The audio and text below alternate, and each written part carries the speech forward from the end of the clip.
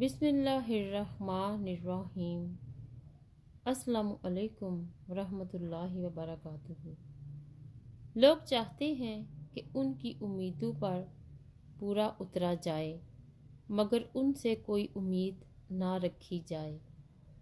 جب آپ کوئی کام نہیں کر رہے ہوتے، تب باتیں کرنا اور تیز بننا بہت آسان ہوتا ہے۔ حالات سے لڑنے والا ہی جانتا ہے کہ مشکلات کا سامنا کرنا کتنا مشکل ہوتا ہے۔ الحمدللہ، میں نے دیکھے ہیں مشکلوں میں بدلتے ہوئے لہجے۔ میں نے ہر بار ساتھ دیتا صرف خدا دیکھا ہے۔ ایک عورت کی تربیت کا امتحان بہو بننے کے بعد اور اخلاق کا امتحان ساس بننے کے بعد ہوتا ہے۔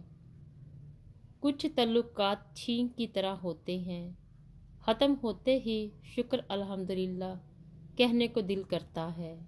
دل کا اچھا ہونے سے بہتر ہے زبان کا اچھا ہونا، کیونکہ لوگوں کا واسطہ سب سے پہلے آپ کی زبان سے پڑتا ہے۔ دل تک تو کچھ لوگ ہی پہنچتے ہیں۔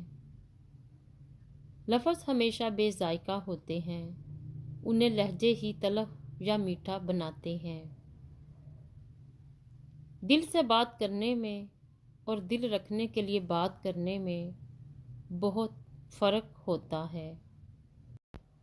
فلاں ایسا ہے، فلاں ویسا ہے۔